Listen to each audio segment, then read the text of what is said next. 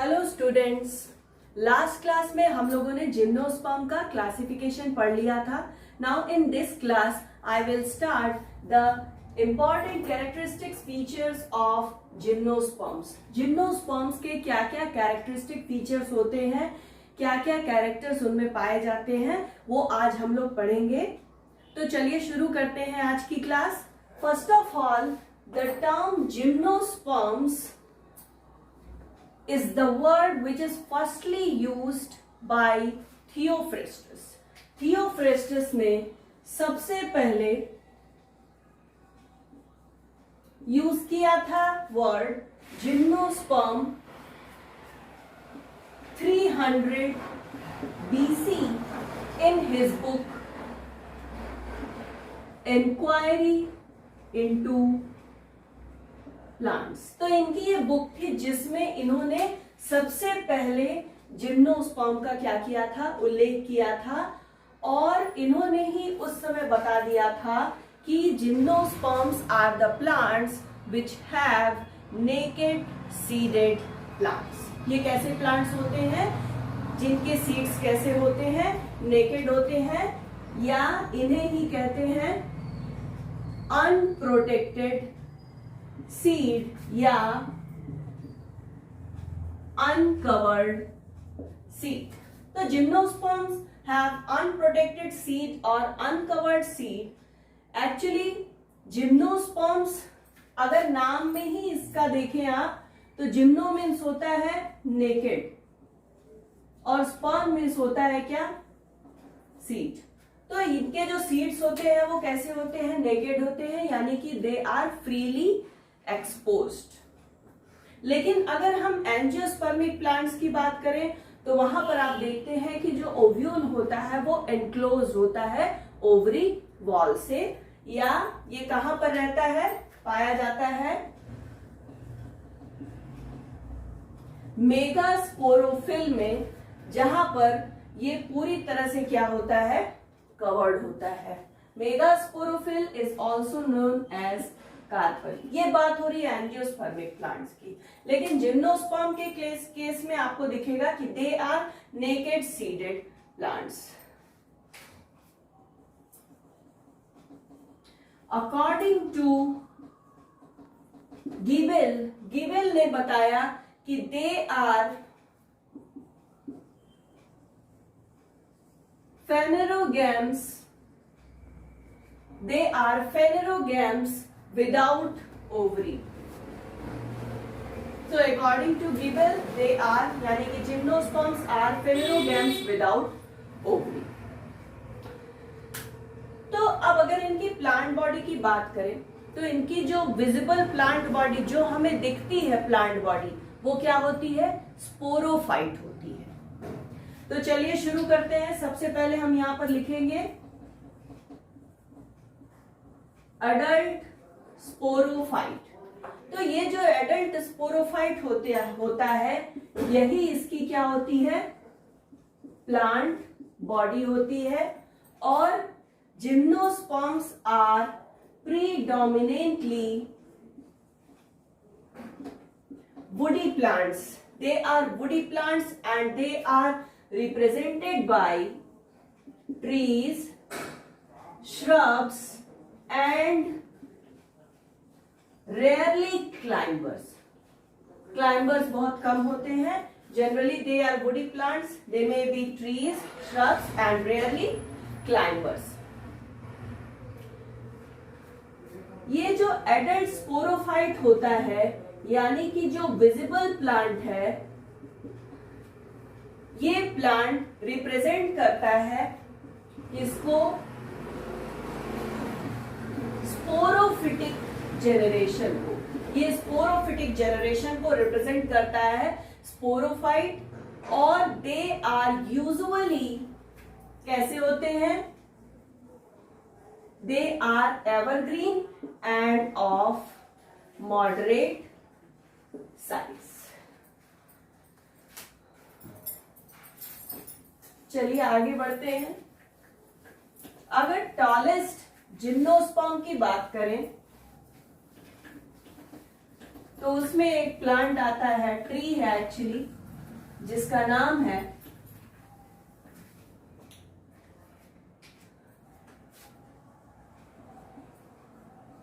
Sequoia dendron giganteum.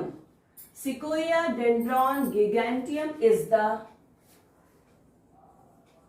tallest gymnosperm having height of approximately 100 meter and the maximum girth is about 15 meter. And that is why Sequoia dendron giganteum is also known as father of forest. The Sequoia dendron giganteum is the tallest gymnosperm plant and it has 100-meter height having the maximum girth of approximately 15 meters. और इसी वजह से it is known as father of forest.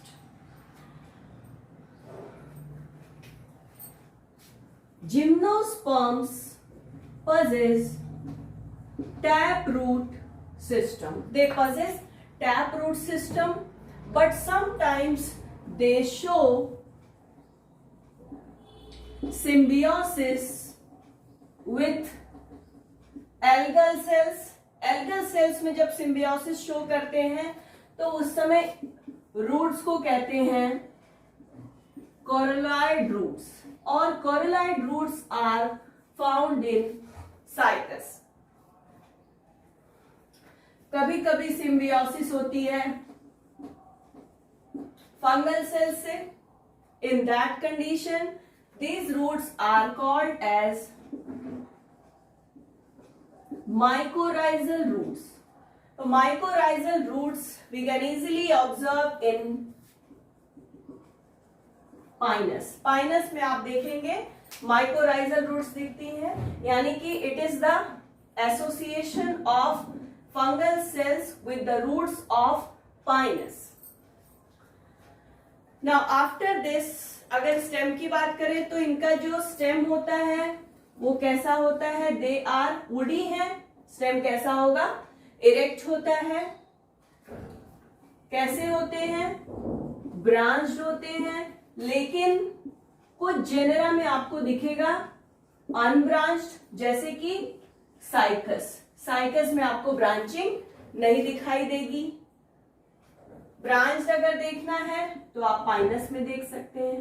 Pinus में आपको branching दिखाई देगी.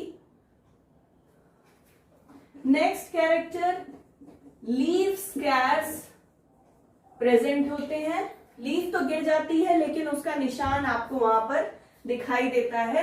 इसे ही कहते हैं leaf scarce. Leaf may be of one kind or two kind. अगर one kind की लीफ है तो आप इसे कहेंगे मोनोमॉर्फिक लीफ, यानी कि सिर्फ एक ही प्रकार की लीफ पाई जा रही है. टू काइंड की leaf it means they are dimorphic. अब जो डाइमॉर्फिक लीव्स होती हैं वो कैसी होती हैं? एक तो फॉलिएज लीफ होती है और दूसरे टाइप की जो लीफ होती है उसे कहते हैं स्केल लीफ. पहला हो गया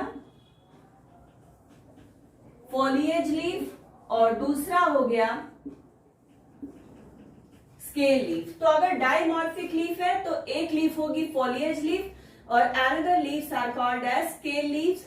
जनरली जो फॉलिएज लीव्स होती हैं ये होती हैं एवरग्रीन. एवरग्रीन होने के साथ साथ दे मे बी सिंपल और कंपाउंड. स्केल लीव्स कैसी होती हैं?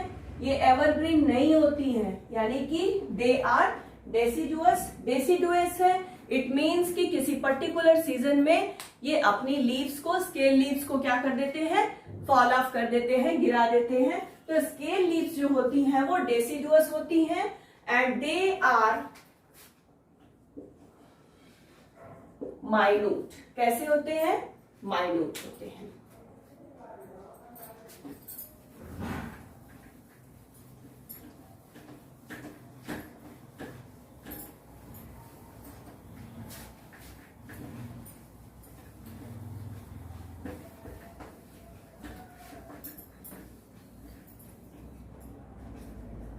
Now, the leaves may be few, large,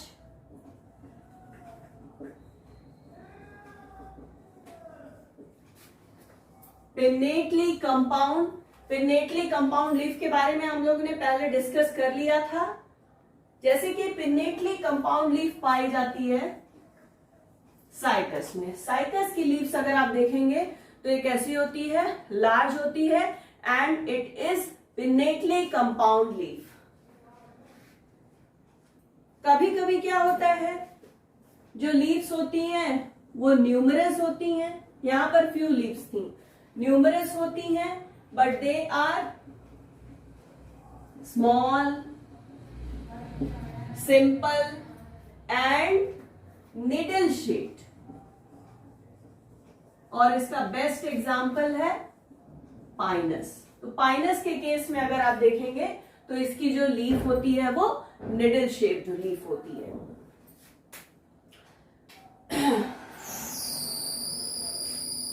कभी कभी रेड्यूस्ड और स्केली लीव्स भी पाई जाती हैं और ये पाई जाती हैं in another genera which is known as Ephedra. Ephedra में आप देखेंगे तो आपको रेड्यूस्ड या स्केली लीव्स दिखाई देगी. अब रूट के अगर इंटरनल स्ट्रक्चर की बात करें तो यहां पर diarch to polyarch condition is present. और इनके जो वैस्कुलर बंडल्स होते हैं, वैस्कुलर बंडल्स आर कैसे होते हैं, देखिए कोलैटरल होते हैं, एंजार्क होते हैं और होते हैं ओपन टाइप के. अब ओपन टाइप का वैस्कुलर बंडल है, इट मींस कि यहां पर सेकेंडरी ग्रोथ होगा. तो ओपन है इसलिए secondary growth is well marked. Secondary growth is well marked with आपको दिखाई देंगे एनुअल रिंग्स. एनुअल रिंग्स भी दिखाई देंगे जिसे काउंट करके हम ट्री की एज बता सकते हैं.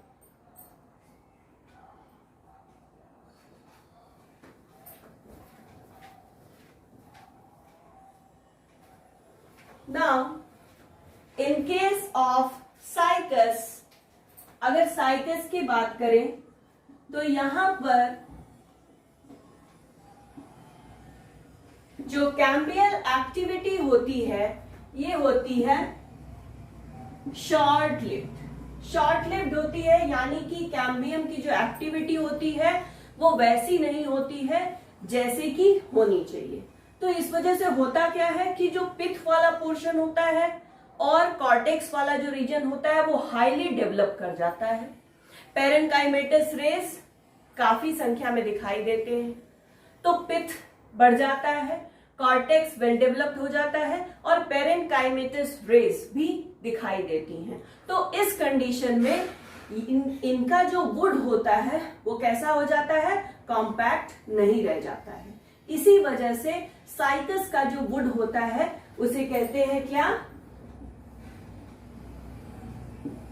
मोनोजाइलिक वुड. लेकिन अगर बात करें पाइनस और टैक्सस की, ये तो साइकस की बात हो गई.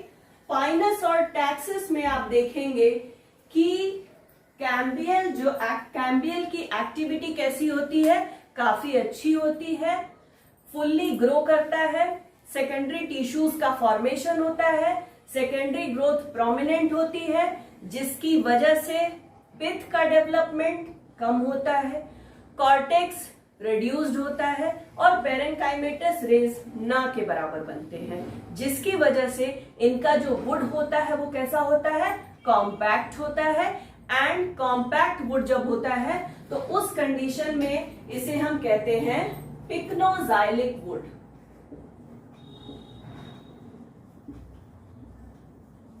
Pycnoxylic would. तो यहां पर पिथ और कॉर्टेक्स दोनों ही डेवलप नहीं कर पाते हैं क्योंकि सेकेंडरी ग्रोथ प्रोमिनेंट होती है।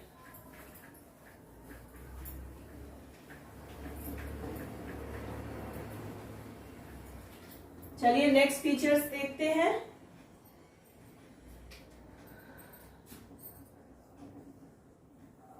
डाइमॉर्फिक लीव्स हैं, यानी कि जो इनकी फॉलिएज लीव्स होती हैं, they are covered by thick cuticle and additional layer of wax.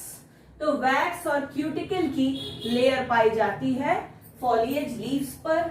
दूसरी बात, इनके जो स्टोमेटा होते हैं, they are protected as they develop in sunken cavities. Sunken cavities में स्टोमेटा पाए जाते हैं, जिसकी वजह से क्या होता है, वाटर का लॉस, ट्रांसपिरेशनल रेट क्या होता है, बहुत ही कम होता है। और फॉलिएज लीव्स में भी आपने देखा कि इस पर थिक क्यूटिकल और वैक्स की एडिशनल लेयर पाई जाती है। तो ये तो था कुछ एक्सटर्नल फीचर या आप कह सकते हैं वेजिटेटिव फीचर। अब हम लोग देखेंगे थोड़ा सा रिप्रोडक्टिव फीचर के बारे में, यानी कि बात करेंगे लाइफ साइकिल के बारे में।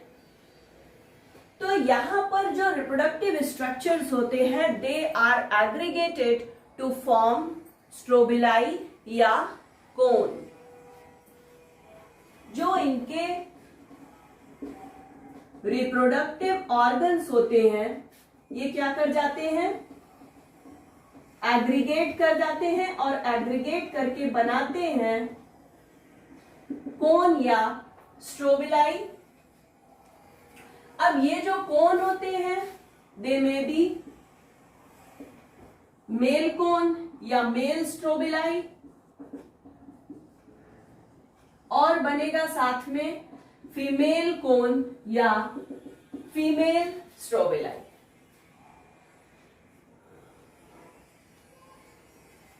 मेल कोन और female cone, they are homologous to male and female flower. Male flower और फीमेल फ्लावर ये होमोलॉगी शो करते हैं, मेल कोन और फीमेल कोन किसके लिए, मेल फ्लावर और फीमेल फ्लावर के लिए। उसके बाद देखिए कि ये जो कोन्स होते हैं, male cone and female cone, they are perianthless, यानी कि यहां पर पेरियंथ क्या होता है, एब्सेंट होता है, एक्सेप्ट, एक्सेप्शन है इसका, देखिए यहां पर आपको मिलेगा perianth, नीटम and ephedra. नीटम and ephedra को छोड़ करके बाकी आपको कहीं पर भी पेरियंथ नहीं दिखाई देगा। नीटम और इफेड्रा ऐसे जिम्नोस्पर्मिक प्लांट्स हैं जहां पर आपको पेरियंथ दिखाई देगा।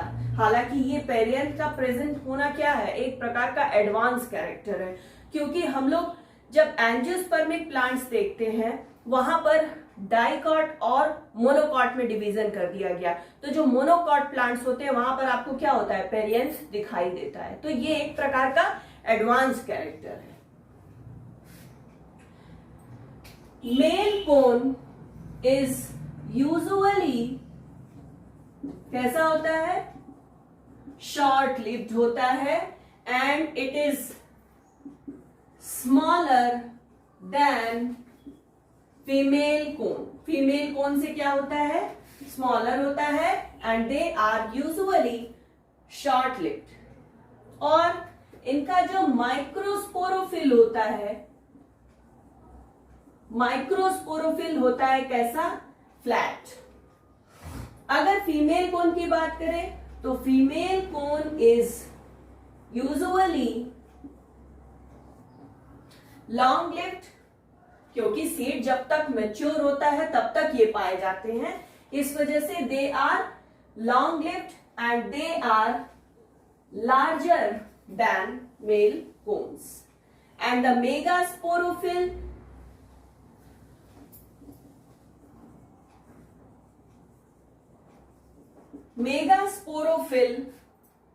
sometimes not aggregated, कभी कभी क्या होता है मेगास्पोरोफिल एग्रीगेटेड नहीं होता है, जिसका बेस्ट एग्जांपल है not aggregated in cycas. Cycas में देखेंगे तो आपको मेगास्पोरोफिल कैसा दिखाई देगा, नॉन एग्रीगेटेड दिखाई देगा। Now we will discuss about the pollen sac or microsporangium.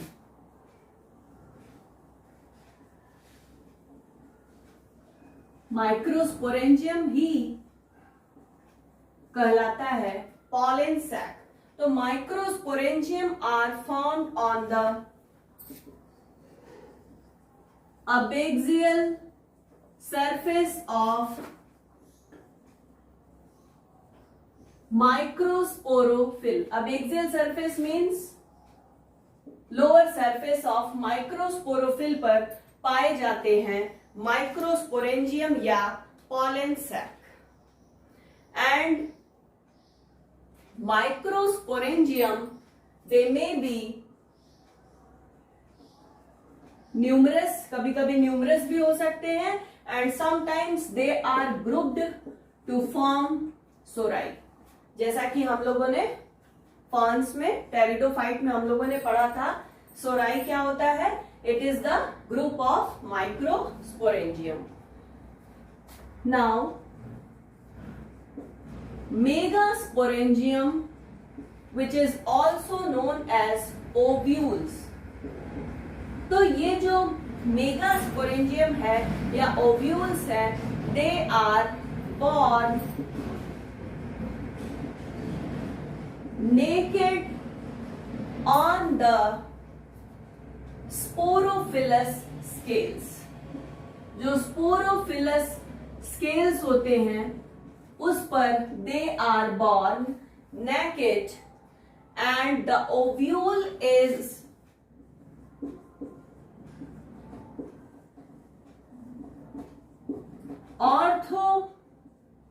orthotropous type, जिसमें आप देखेंगे कि it is covered by single integument. केवल सिंगल इंटेगुमेंट से कवर्ड होता है. Integument is just like envelope. Now this integument is differentiated into 3 layers. The outer layer is outer fleshy layer, which is also known as outer sarcotesta.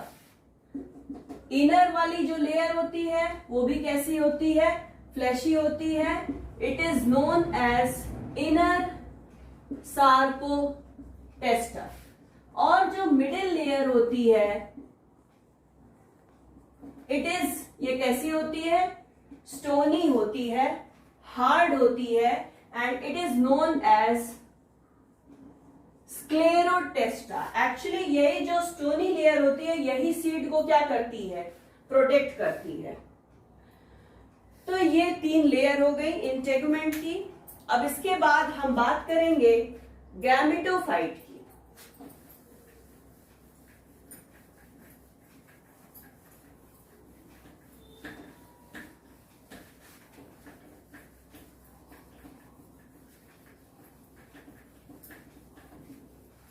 चलिए heading डालिए, the gametophyte.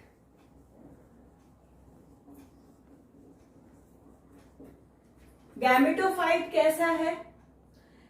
Gametophytic generation is much reduced. यहां पर gametophytic generation जो होता है वो much reduced होता है, और ये जो जिम्नोस्पर्म्स होते हैं दे आर कैसे होते हैं? ये होते हैं heterosporous. Heterosporous means they produce two types of spores, microspores and megaspores. उसके बाद मेल गैमेटोफाइट की अगर बात करें तो ये जो मेल गैमेटोफाइट होता है it have only one prothallial cell, केवल एक प्रोथैलियल सेल पाया जाता है साइकस में, और 2 प्रोथैलियल सेल्स पाए जाते हैं पाइनस में। फीमेल गैमेटोफाइट देखिए कैसा है। फीमेल गैमेटोफाइट possesses किसमें? नीटम में 2 पाए जाते हैं, पाइनस में और 2 से भी ज्यादा पाए जाते हैं साइकस में। क्या? आर्चिगोनिया। तो यहां पर आप देख रहे हैं कि जो आर्चिगोनिया है, आर्चिगोनिया कहां पर? नीटम में नहीं है, पाइनस में 2 है, और साइकस में क्या है? 2 से ज्यादा है। तो ये हो गया आर्चिगोनिया की संख्या। आर्चिगोनिया में क्या क्या चीजें पाई जा रही हैं देखिए।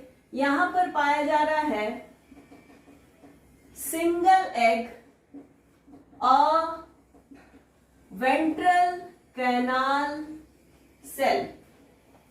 यहां पर neck canal cells are absent, neck canal cells नहीं पाए जाते। और इसका एक एक्सेप्शन है जहां पर वेंट्रल कैनाल सेल नहीं पाए जाते हैं, उसका एग्जाम्पल है टैक्सेस। नॉर्मली आप देखेंगे कि ज्यादातर जिम्नोस्पर्मिक प्लांट्स में सिंगल एग पाया जाता है, उसी के साथ साथ केवल एक वेंट्रल कैनाल सेल पाई जाती है, नेक कैनाल सेल्स टोटली एब्सेंट। जबकि टैक्सेस की अगर बात करें तो आपको दिखेगा कि यहां पर वेंट्रल कैनाल सेल नहीं पाए जा रहे हैं। Fertilisation,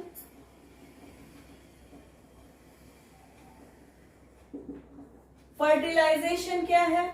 it takes place by the fusion of male and female nuclei and as a result zygote is formed.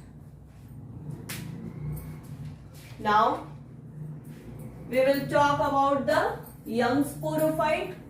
क्योंकि जाइगोट बन गया, अब जाइगोट से क्या बनेगा? एम्ब्रियो बनेगा, और एम्ब्रियो से फिर फाइनली यंग स्पोरोफाइट।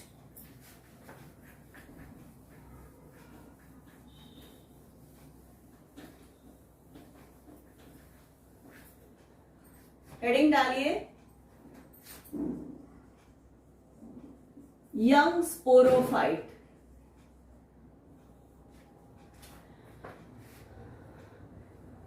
जाइगोट का जो डेवलपमेंट होता है वो मेरोब्लास्टिक टाइप का होता है। Zygote development is meroblastic type. Meroblastic type का डेवलपमेंट होता है तो यहां पर होता क्या है कि एम्ब्रियो का जो बेसल पार्ट होता है केवल वो ही डेवलप करता है, यानी कि only basal part of embryo develops, और यही डेवलप करके क्या बना देता है? एम्ब्रियो। क्या बना देता है? और जो अपर पार्ट है जिसे कहते हैं हॉस्टोरियल पार्ट, और इसी के साथ साथ एक और पार्ट है जिसे कहते हैं मिडिल पार्ट, लोअर नहीं, मिडिल पार्ट। जो मिडिल पार्ट होता है which is also known as suspensorial part, ये दोनों part do not participate in the formation of embryo. Middle part और upper part do not participate in the formation of embryo. Only basal part is involved in the full development of embryo. Gymnospermic plants में एक बहुत ही common सा phenomena है जिसे कहते हैं polyembryony. तो एक ही सीड में जब सेवरल एम्ब्रियोज का फॉर्मेशन होता है जिसमें से सिर्फ एक ही एम्ब्रियो सरवाइव कर पाता है, तो in that condition this phenomena is known as polyembryony. Polyembryony is the development of several embryos in one seed provided that only one embryo survives. तो इस फिनोमेना को कहते हैं पॉलीएम्ब्रियोनी। और पॉलीएम्ब्रियोनी की वजह क्या है कि it occurs due to formation of several zygotes, zygotes ही सेवरल बने हों, या दूसरी कंडीशन ये हो सकती है कि कभी कभी क्या होता है कि cleavage of embryonal mass, embryonal mass में क्या हो जाता है, क्लीवेज हो जाता है, जिसकी वजह से पॉलीएम्ब्रियोनी अकर्स। तो ये हो गया थोड़ा सा पॉलीएम्ब्रियोनी के बारे में।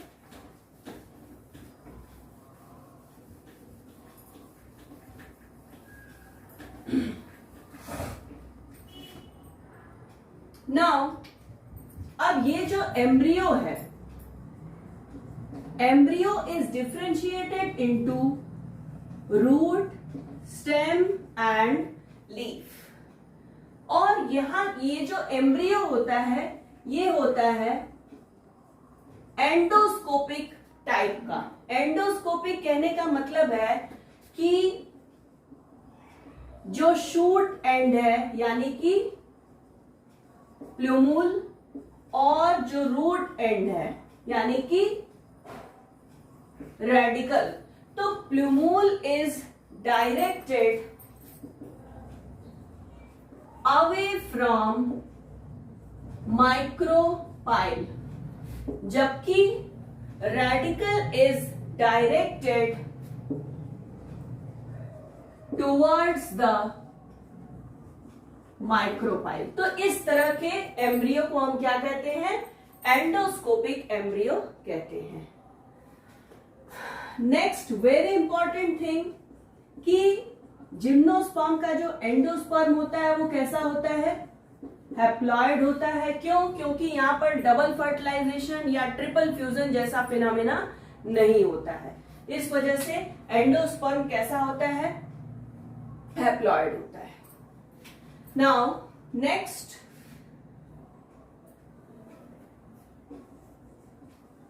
whole of the nucellus is crushed except a small portion। न्यूसिलस का ज्यादातर पोर्शन क्या हो जाता है, क्रश हो जाता है। केवल स्मॉल पोर्शन ऑफ न्यूसिलस ही क्या होता है, बचता है। और यही स्मॉल पोर्शन ऑफ न्यूसिलस क्या बनाता है, पेरिस्पर्म बनाता है। ये सीड के चारों तरफ एक कवरिंग बनाता है which is known as perisperm. तो ये जो स्मॉल पोर्शन है वो क्या बनाता है,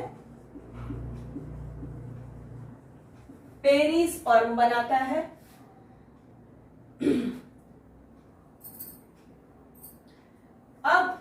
कॉटिलिडन की बात करें तो यहां पर एक कॉटिलिडन भी हो सकता है, दो भी हो सकता है, या घेरे में बहुत सारे कॉटिलिडन क्या होते हैं, दिखाई देते हैं। जबकि एंजियोस्पर्मी प्लांट्स में ऐसा नहीं होता है, या तो 1 होगा या तो फिर कितने कॉटिलिडन्स होंगे, 2 कॉटिलिडन्स पाए जाते हैं। तो ये था कॉटिलिडन के बारे में। तो यहां पर आपने देखा कि जो स्पोरोफिटिक जनरेशन था वो कैसा है, it is independent and dominant and it greatly exceed the reduced and dependent gametophytic generation।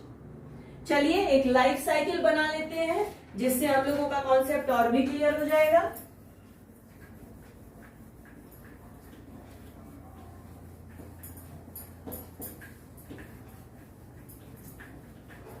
Life cycle बनाना बहुत आसान है।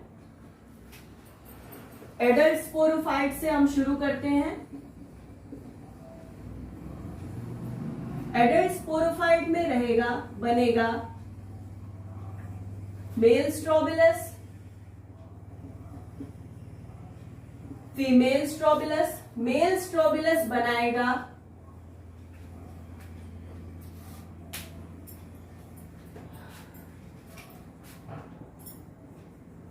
माइक्रोस्पोरेंजियम और female strobilus form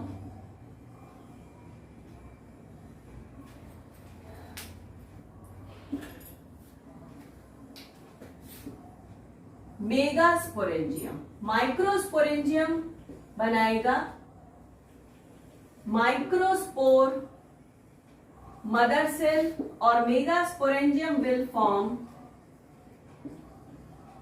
megaspore mother cell। microspore mother cell produces microspores और ये बनाएंगे मेगास्पोर्स। इनसे फॉर्मेशन होगा किसका, स्पर्म या मेल गैमेट का, और मेगास्पर्म से फॉर्मेशन, मेगास्पोर से फॉर्म होगा एग। दोनों में क्या होगा, फर्टिलाइजेशन होगा। After fertilisation they will form zygote. Zygote से फॉर्म होगा एम्ब्रियो का, और embryo will produce young sporophyte and finally it will be converted into adult sporophyte. और इस तरह से ये लाइफ साइकिल क्या होगी, चलती रहती है। तो ये था जिम्नोस्पर्म का कैरेक्टरिस्टिक फीचर्स। नेक्स्ट क्लास से हम लोग जेनेरा पढ़ना शुरू करेंगे। तो अगर आपको ये वीडियो पसंद आता है तो अभी लाइक करें।